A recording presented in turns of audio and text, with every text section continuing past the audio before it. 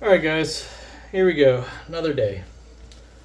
So today we are going to demonstrate another Ohira Suita that I have in my collection. This is probably one of the smaller ones I have, and you can tell I accidentally lapped it a little crooked.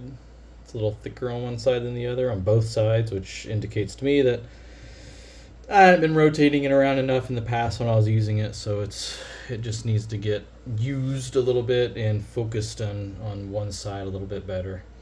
This is a really easy to use Renge Suita, kind of like in the middle medium hardness, and leaves a typical Ohira finish.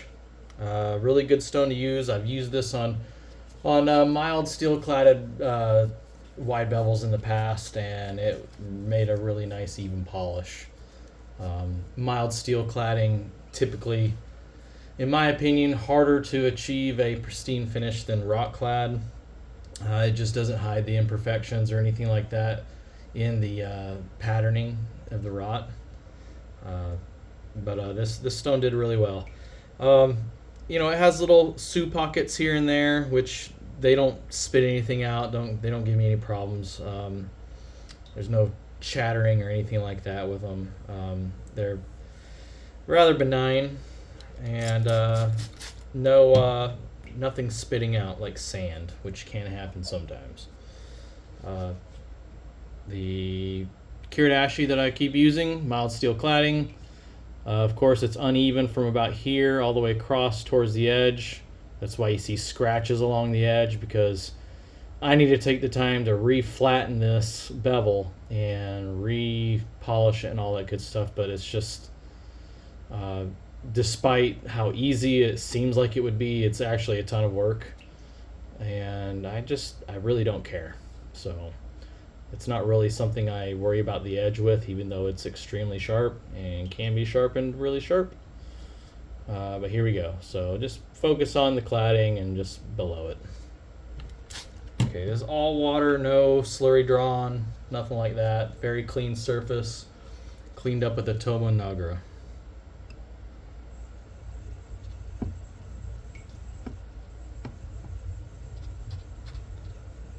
Really fast stone.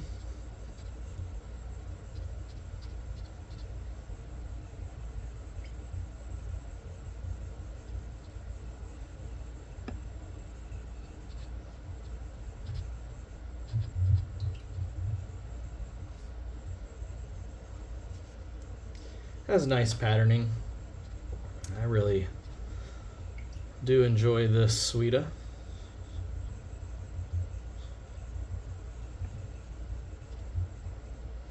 Okay, so it's probably like a medium to medium hard Ohira Suita, but real easy to use, really even.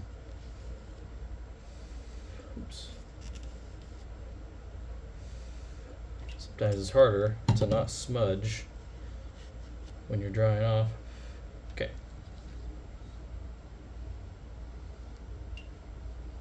Typical Ohira finish.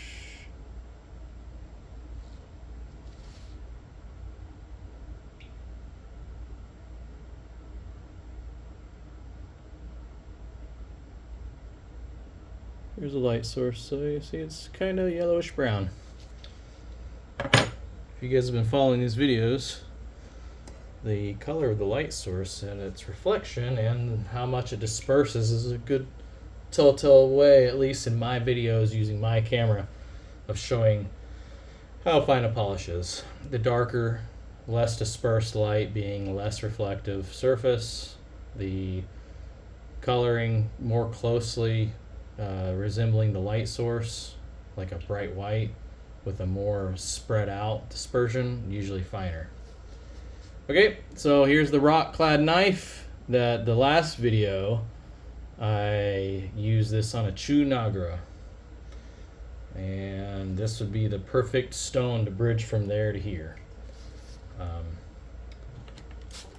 We'll use that same slurry drawn, or at least what was drawn from the Kiridashi. Apply it to this knife.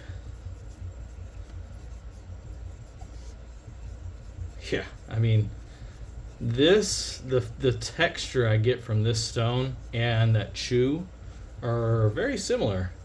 It's just pure abrasion. And you get that out of most Suita that aren't glass hard. The feedback is intense compared to like a regular Tomei Awasedo.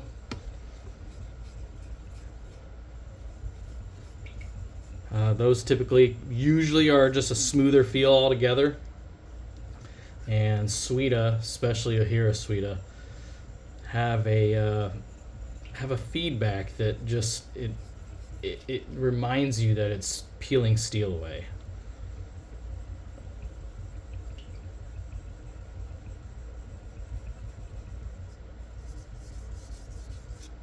See all that? Swarf.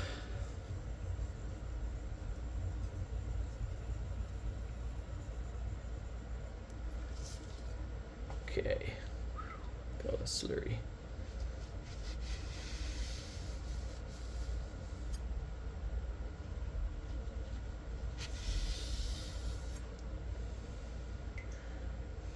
And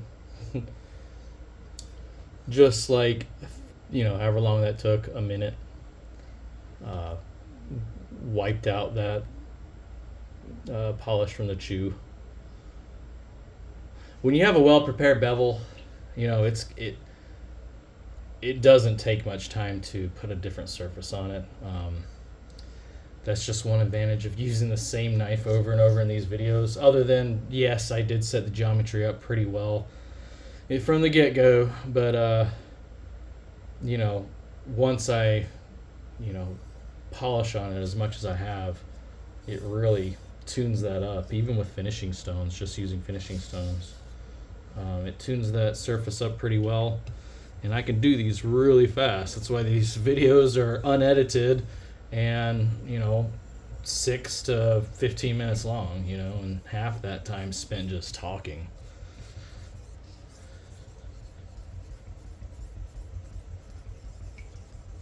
Now this blade does contain some faceting, mostly towards the heel. So, it was enough that I don't really want to sell the knife. I kind of enjoy using it as a test blade. It's, of course, super thick at the where it exits the handle, or where it would exit a handle. I have no handle on it. Probably the thickest out of the handle I've ever made. You can see it's like 9 millimeters thick or something like that. And of course tapers down to thin tip, or thinnish tip. This is a rather robust knife. Typically I make workhorse style wide bevels, and I've kind of applied that whole geometry thought process to everything else I make. I like thicker knives that end in a 0 thickness at the edge, and if you really prepare those well on low grit stones, those edges and your cutting will rival any thin to win kitchen knife you're going to run into. And it would just feel infinitely better in the hand than a lot of these paper thin knives that a lot of my colleagues tend to make. And in my opinion, they only make thin to win knives because getting geometry as thin as you can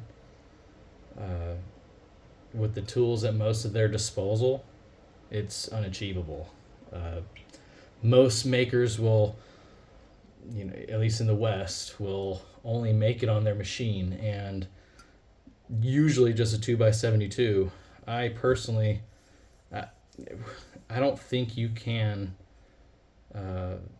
really get it as thin without risking burning the edge or anything like that with just a machine than I can with the machine and then aided with low grit stones.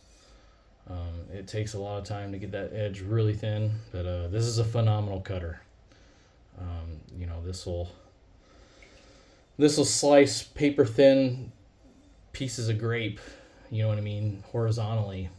You know, it's any cut test that you're going to employ with a really thin to win knife, I can pass with this knife, and it's that thick exiting the handle. I mean, look how thick that is, okay?